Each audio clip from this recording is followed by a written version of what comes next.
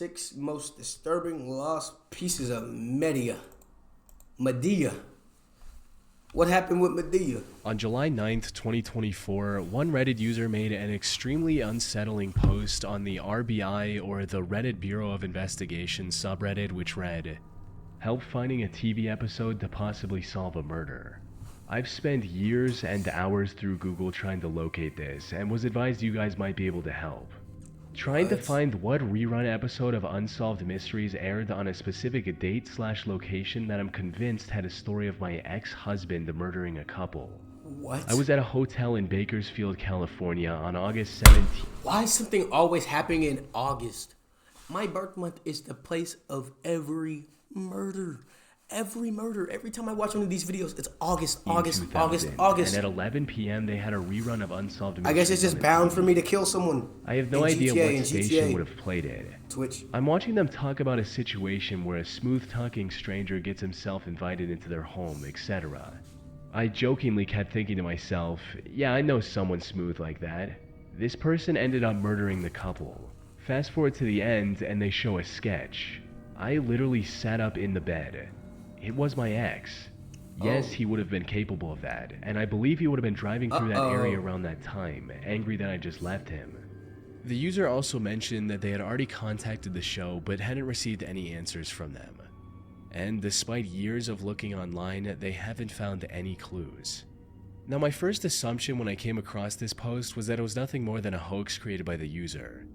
After all, the idea of someone stumbling upon their ex-husband's involvement in a murder during a late-night rerun of a TV show feels almost too cinematic. Maybe they had a flair for dramatics, or maybe they were just a fan of lost media. So they crafted their own dark tale with a personal twist that would leave the readers yearning for an update that I don't know who's lying about that though. However, the more I looked into the case, the less plausible this theory seemed. For starters, I looked through their posts and comment history on Reddit and didn't find a particular interest in lost media, horror, or anything of that nature. The account was also created back in 2018, so it wasn't created recently to fabricate this bizarre story. More importantly, the details given in the post seem a bit too specific to be something the original poster just made up. I went through old TV schedule guides from around that time, and sure enough, a rerun of Unsolved Mysteries did air on the live channel on the 17th of August 2000 at around 8 p.m. But if the Reddit user is telling the truth, how did an entire episode of such a popular and well-documented TV show just vanish into thin air? Especially since the whole show is now available on YouTube, and yet there's no sign of an episode matching their description. The closest case I found was from a 1994 episode about the disappearance of Jonathan Francia. The investigators working on this case were able to create a sketch of the potential Jonathan Francia. Off topic, so off topic. Yo, hair like this, people who have hair like that, that is so fire. I wish people would do that more, but it's so out of style. It's like, damn.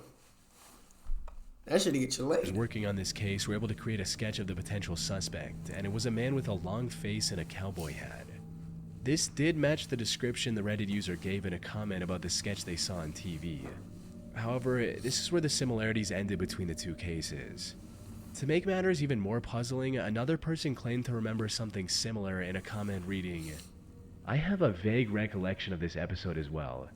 I'm going to go through the episodes I've watched on Unsolved Mysteries on YouTube and see if I recognize it." Unfortunately, despite rewatching all of the available episodes, they didn't find anything about the mysterious case either.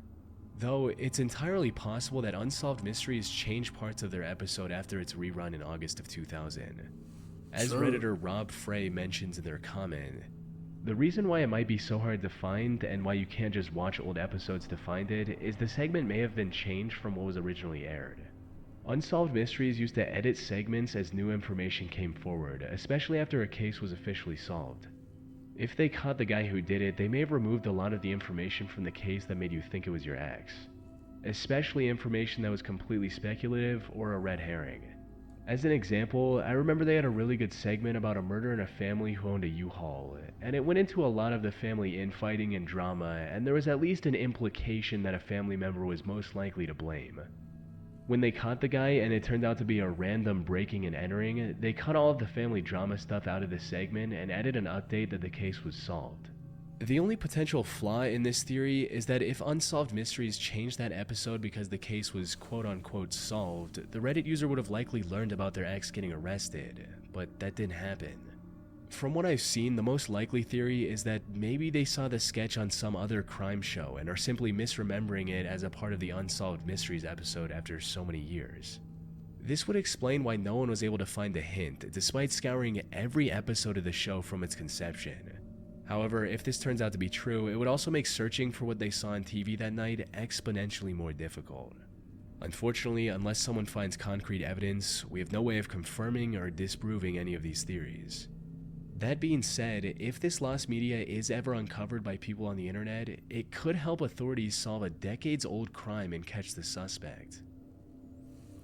How would you even find that though? Like on cable, like you have no like, especially at a hotel. It's shown in a hotel. So like how would you even match that up? It's a hotel cable box. You don't know.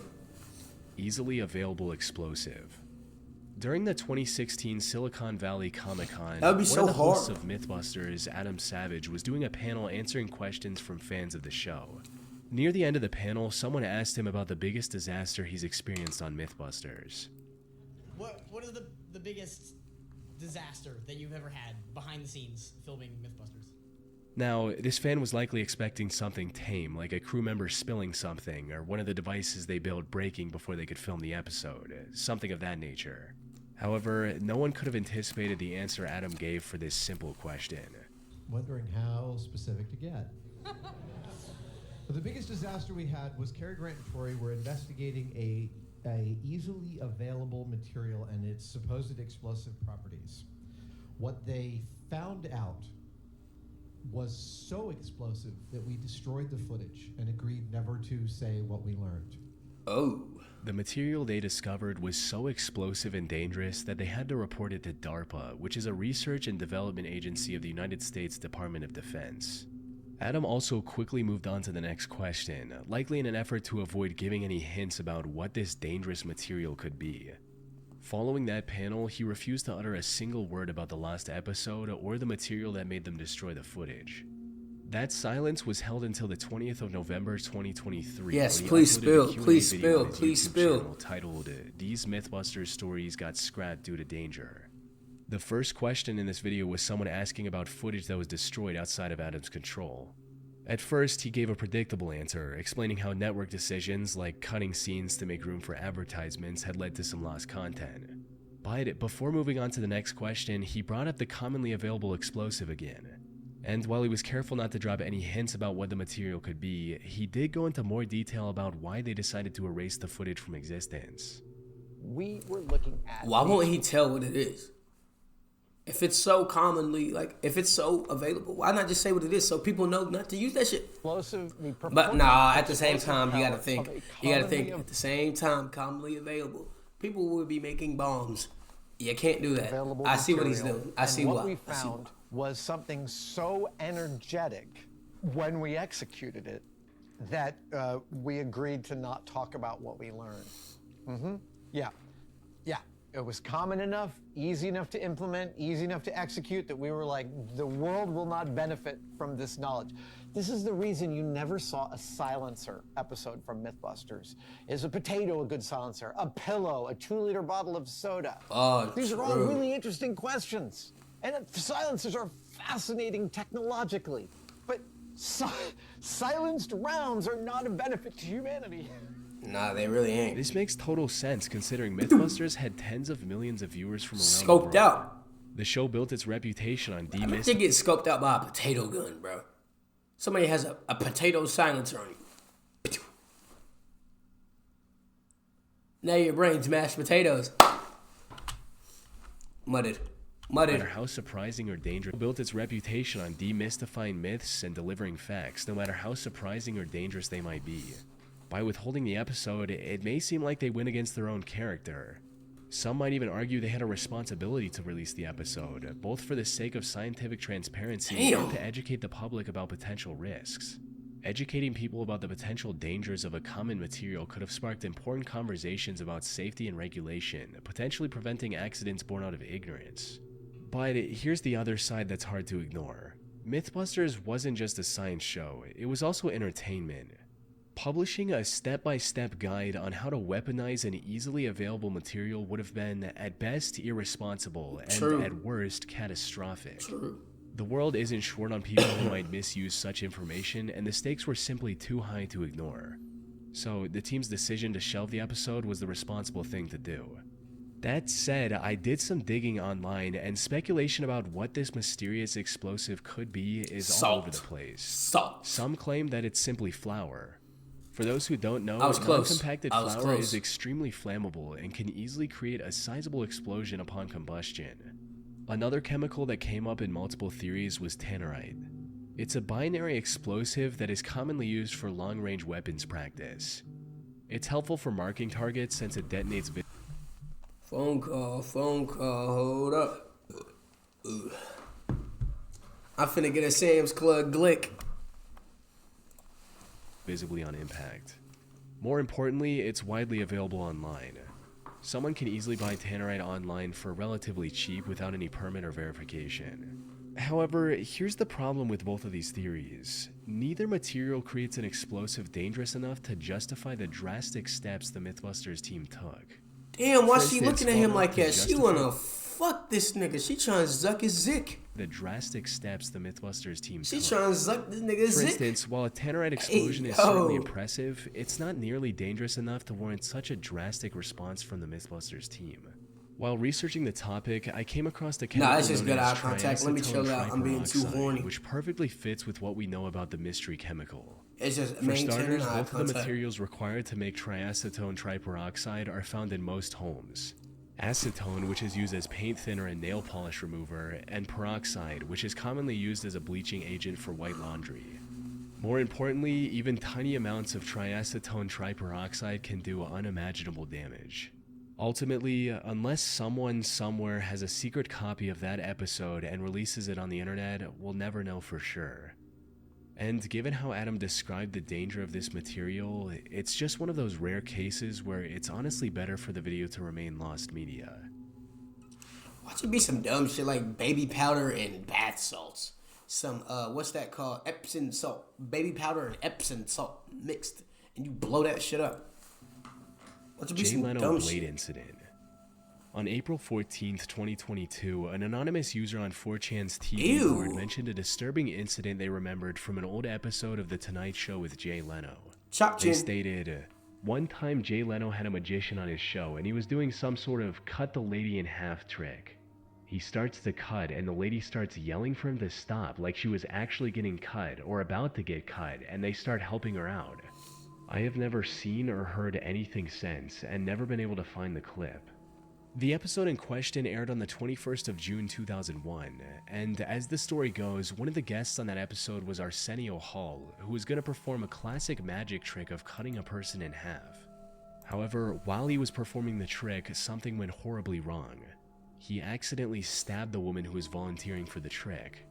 A notable thing about this episode was that Leno wanted to show solidarity with the California power outages. So he hosted his show in a set. How? I thought all those were fake. I thought like when you're in those, you're in a box and you're literally sitting like this. And it's like a fake thing down there and there's like robot legs and they're just like this. I thought when you're in that shit, you just sit like that. How are you getting cut in half? That was only illuminated by scattered candles and handheld flashlights given to the audience. Maybe the lack of visibility caused Arsenio to make a mistake and harm the woman. Unfortunately, a vast majority of old Tonight Show episodes he probably wanted to kill her for real, and therefore are considered lost. He wanted to get her off the map. The June 21st episode is among those lost to time. I'm Galeno. So there's no way for me to directly verify this incident. But I did find enough clues to piece together what might have happened, and there are 3 distinct possibilities. First is that such an incident never actually happened and the 4chan poster was making it all up. However, this possibility doesn't hold up because I found old forum posts from 2001 where people were actively discussing the incident online after watching it. Like this person named Dan, whose post gives more details about what exactly went down. Did anyone else watch The Tonight Show with Jay Leno Monday night? It was a repeat, the one where they turned out all the lights in the studio and had a blackout. Anyways, so Arsenio Hall was the guest, and he was going to do a magic trick where he was going to cut a woman in half. So the woman is lying in the box, and he's trying to shove the blade through, and all of a sudden the woman starts screaming and yelling, "It cut me," and like immediately they cut to a commercial. I was like, what? It has to be a joke. BT Cruiser. So then when they came back from commercial, Jay seemed flustered, and they didn't mention anything else about the trick for the rest of the night. Did anyone else see this? Does anyone know anything about what happened with this woman? It was so freaky. I also found someone on Reddit who also remembers the incident and mentioned it in the comments of a post discussing the incident, stating, "Holy, I thought I dreamed that episode. I've been wondering what happened to that lady for 20 years. So a woman did get stabbed on the Jay Leno show, or at least that's what it looked like to the audience. Which brings us to the second possibility. The woman did get hurt, and the incident was later covered up by the network to avoid backlash from the public. However, as much as some people would like to believe this is nothing more than a conspiracy theory. Because, as it turns out, the Jay Leno show is not live. It's taped ahead of time. Yeah. So, if they wanted to cover it up, they would have edited that whole thing out, long before the episode ever saw the light of day. Like, what? Even knowing this, some claim that the showrunners simply forgot to edit this section out and only realized their mistake when it was too late, which is a bit of a stretch. Think of it this way, Jay Leno's show was getting upwards of 7 million viewers in 2001. I don't know, I feel like they was both in a room off them opioids geeking. Had a lucid dream and thought the bitch got cut, screaming, "Help, help, help." No, wrong show. Yo, I wanna look at what monster you got there. Hi. Hey, yo, Phil. Even if the network tried to bury the whole thing later, why didn't any of these millions of viewers cause any backlash? Hey, yo, From Philip. what I've seen, the most plausible theory is that the incident did happen, but it was all part of a skit. And the people who thought it was somehow real were simply not paying enough attention or just didn't realize the dry humor of the scene. This would explain why there was no uproar from the public. And as for the episode becoming lost media, that wasn't a deliberate cover-up, but just a side effect of the pre-YouTube era when preserving TV episodes wasn't a priority.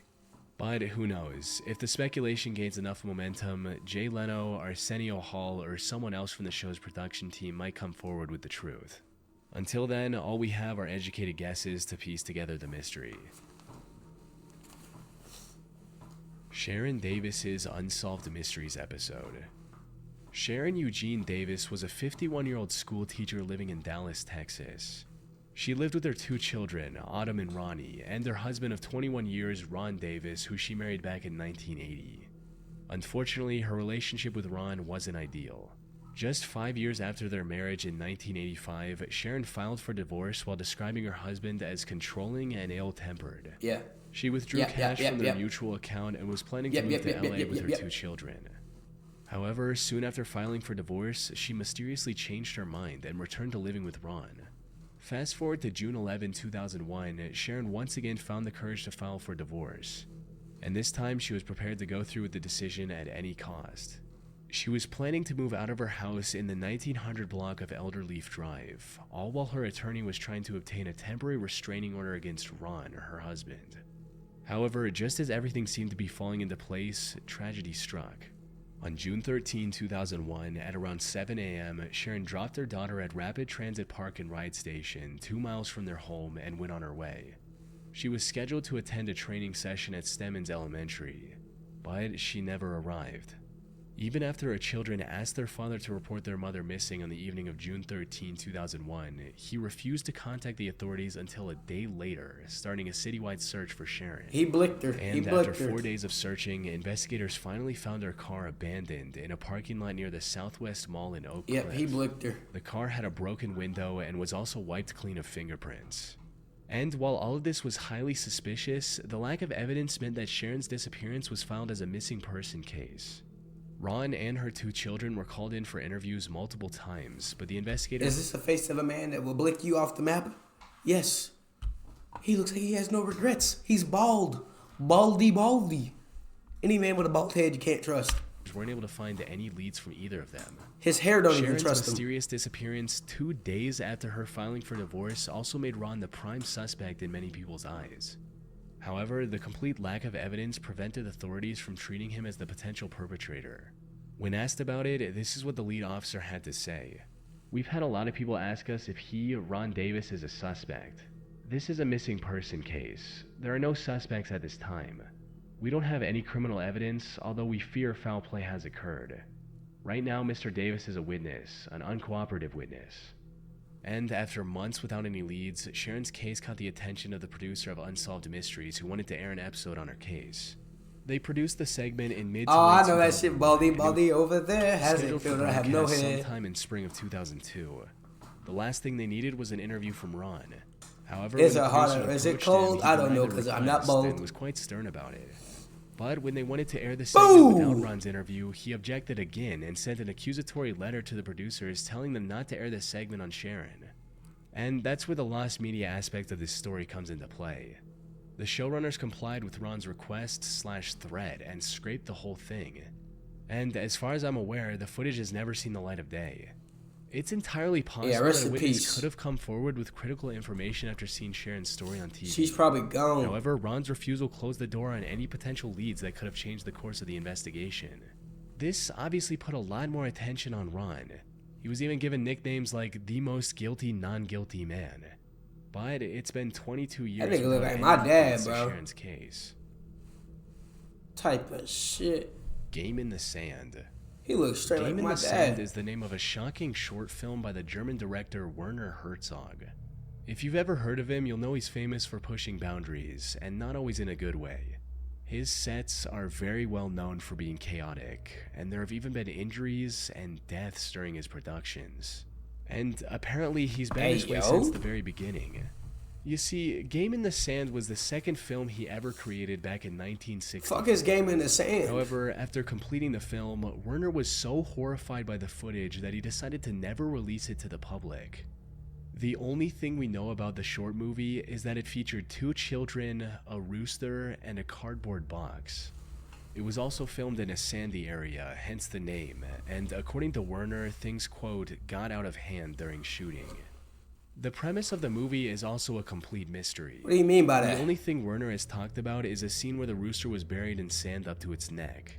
Everything else we know about the film comes from speculation. What does he mean and by given that? Werner's reputation, people online have come up with some pretty wild theories over the years. Some think the rooster suffocated after being buried, forcing the children to... Frames dropped. Frames dropped. We back. We back. We back. We back. Frames dropped. We back. We back. Oh shit. Frames did drop. 174. Oh shit. Bet. to watch it slowly die. Others suggest the kids might have killed the rooster in a brutal way, I either gotta on their update these own or drivers. under Werner's instructions. This could explain why it was buried in the first place. Some have also speculated the opposite. Maybe the rooster injured the children with its sharp beak or claws. And Werner that's what captured that on film. Hell yeah, best mod in the chat. That's what rooster feet look like? Hey, The problem with these theories, yuck. however, is that Yucky. none of this comes even close to the stuff that's been released under Werner's other productions, like deaths being shown. What could have gone so wrong during the filming of Game in the Sand that was worse than this? Of course, there's the possibility that Game in the Sand isn't real at all, just something Werner made up to add an air of mystery or create hype for his future projects. Unfortunately, we'll probably never know the truth.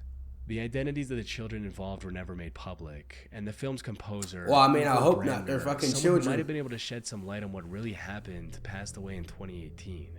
So, even if the short film is real, I highly doubt Werner would have a change of heart 60 years later and release it to And the it public. he looked like Bullock from American Dad. The Skyway Man. Ormer Locklear was an American daredevil stunt pilot who became popular in the early 20th century after doing the craziest plane stunt of his time. After footage of his stunt went viral across the country, Ormer was hired for a role in a pseudo-documentary film about stunt flights called The Skyway Man in April of 1920. What are Put these niggas simply, on? the film was like a collection of the the craziest fuck? stunts Ormer could successfully pull off in a plane. Filming for the movie began on June 11, What the 1920 in the LA and San Francisco area. However, Standing the on a stunts featured in the plane's film wing. were quite tough, including a church steeple being toppled by Locklear's aircraft and an aircraft-to-train transfer, both of which nearly ended in disaster. But despite the many close calls, Ormer and the other stunt pilots remained unharmed. It was soon time to record the last stunt of the film, which was relatively safe compared to what Nah. Ormer had done before. Nah. It was going to be a simple spin move that was filmed during the day with special camera filters to make it look like the whole thing was performed at night. However, when Ormer learned that the studio wasn't going to extend his contract beyond one film, he demanded to perform the stunt at night, likely as a desperate attempt to impress the producers. Unfortunately, this is where his luck ran out. On the 2nd of August, 1920, Ormer and his longtime flying partner Milton Elliott took flight at night. To make the plane visible to the camera in the dark, the production crew illuminated it with massive arc lights. However, these lights were a bit too bright, so the crew was going to turn them off after the stunts just so Ormer wouldn't be blinded and he could land safely. Maybe it was negligence or simply bad luck, but the crew forgot to turn off the lights. And to everyone's horror, the plane crashed into the ground, killing both Ormer and Milton. However, unlike today, where such an accident would shut down even the biggest film productions, at the time, Ormer's death became the selling point of the film. People flocked to the theater to see the breathtaking stunts, and more importantly, the uncut death footage of the lead stuntman. Yo, what? Unfortunately, the film has since been lost to time. Might say, who the fuck wants to see that? We do have some evidence which proves that it was real, like a memorial for Ormer and Milton in the November 1920 issue of Screenland magazine. I also found a short review for the film from the same magazine issue, which reads, Ormer Locklear's last picture, directed by James Hogan. Louise Lovely, now a Fox star, furnishes delightful support. Full of thrills and mid-air stunts, the best picture we've had. The Fox company is giving 10% of the profits of this picture to the families of Locklear and Elliott, who are killed while filming the final scene. Rest in peace. As for the film itself, it's become lost media in the truest sense of the word. Over the last century, there have been multiple attempts to locate a copy. All have been unsuccessful. Who is trying to find these videos? You are a nutbag.